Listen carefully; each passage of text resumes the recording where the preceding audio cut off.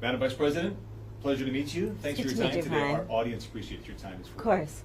As you know, we're sitting here in a state and arguably in front of an audience that 54 days from now could decide the outcome of this presidential election. Yeah. You hear it more than I do. People want to know more about you and about your specific plans. At the debate the other night, you talked about creating an opportunity economy. I wonder if we can drill down on that a little bit. When we talk about bringing down prices and making life more affordable for people, what are one or two specific things you have in mind for that? Well, I'll start with this. I grew up a middle-class kid. My mother raised my sister and me. She worked very hard. She was able to finally save up enough money to buy our first house when I was a teenager. I grew up in a community of hardworking people, you know, construction workers and nurses and teachers. And I try to explain to some people who may not have had the same experience, you know, but a lot of people will relate to this. You know, I grew up in a neighborhood of folks who were very proud of their lawn, you know? And I was raised to believe and to know that all people deserve dignity. And that we as Americans have a beautiful character. You know, we have ambitions and aspirations and dreams, but not everyone necessarily has access to the resources that can help them fuel those dreams and ambitions. So when I talk about building an opportunity economy, it is very much with the mind of investing in the ambitions and aspirations and the incredible work ethic of the American people, and creating opportunity for people, for example, to start a small business. My mother, you know, worked long hours, and our neighbor helped raise us. We used to call her, I still call her, our second mother. She was a small business owner. I love our small business owners. I learned who they are from my childhood, and she was a community leader. She hired locally. She mentored.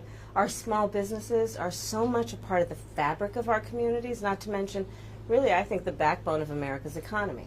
So my opportunity economy plan includes giving startups a $50,000 tax deduction to start their small business. It used to be $5,000. Nobody can start a small business with $5,000. But investing in people's innovative ideas and giving them the ability to go for it. Opportunity economy means, look, we don't have enough housing in America. We have a housing supply shortage. And what that means, in particular for so many younger Americans, the American dream is elusive. It's just actually not attainable. So part of my plan is to work with the private sector and housing developers to give them a tax credit, to be able to partner with us as the government, to build, and my goal is 3 million new homes by the end of my first term. In addition, to help people who just want to get their foot in the door, literally. And so giving first-time home buyers a $25,000 down payment assistance to be able to just get in the door, and then they will do the work that they need to do to save and to pay that mortgage and to build wealth for themselves and their family. These are some examples of what I mean when I talk about an opportunity economy, and a lot of it has to do with just the community I was raised in and the people that I admired, who work hard, you know, and deserve to have, you know, their dreams fulfilled because they're prepared to work for it. You talked at the debate and at previous appearances about turning the page on the past. And in fact, here today in Johnstown, you're talking about a new way forward. Yeah. I think some people have a question, given maybe your current role as Vice President of the United States, how different you are from Joe Biden. And so I wonder if there are one or two spots, policy areas or approaches where you would say, I'm a different person. Well, I'm obviously not Joe Biden. And, you know, I offer a new generation of leadership. And so, for example, thinking about developing and creating an opportunity economy where it's about investing in areas that really need a lot of work, and maybe focusing on, again, the aspirations and the dreams, but also just recognizing that at this moment in time, some of the stuff we could take for granted years ago, we can't take for granted anymore. For example, another plan that I have that is a new approach is to expand the child tax credit to $6,000 for young families for the first year of their child's life, because that is obviously a very critical stage of development of a child.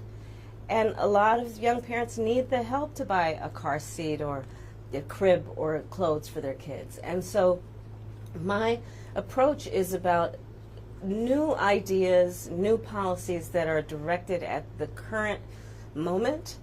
And also, to be very honest with you, my focus is very much in what we need to do over the next 10, 20 years to catch up to the 21st century around, again, capacity, but also challenges. Crime and public safety are two major issues right at the forefront of voters' minds. In Philadelphia as well, where crime is a significant issue. When we talk about crime, the conversation turns to gun safety as well. And I think you actually probably caught a lot of people off guard, maybe a bit by surprise in the debate the other night when you mentioned that you are a gun owner. I know you said it in 2019 as well. I want to talk about your values on this issue. When it comes to gun ownership, where do you draw the line in America on gun ownership and gun use? Well, like you said, Brian, I am a gun owner, and Tim Walz, my running mate, is also a gun owner. We're not taking anybody's guns away. I support the Second Amendment, and I support reasonable gun safety laws. Part of my approach to this is I was a career prosecutor for most of my career. I have personally prosecuted homicide cases. I have personally looked at autopsies. I have personally seen what assault weapons do to the human body. And so I feel very strongly that it is consistent with the Second Amendment and your right to own a gun to also say we need an assault weapons ban. They're literally tools of war. They were literally designed to kill a lot of human beings quickly. I say we need universal background checks. The majority of NRA members support that. Why? Because it's just reasonable. You just might want to know before someone can buy a lethal weapon if they've been found by a court to be a danger to themselves or others. You just might want to know. Two final questions, if I might. Sure. On the appeal of the man you were running against, as you drove here today, you likely saw a lot of Trump signs. He has an historic appeal in this country. And as you are someone running against him and trying to understand that, I wonder how you distill it. What do you understand his appeal to be? And how do you speak to his voters, or maybe people who just share his values but are open to something else? I, based on experience and a lived experience, no. In my heart, I know, in my soul, I know that the vast majority of us as Americans have so much more in common than what separates us.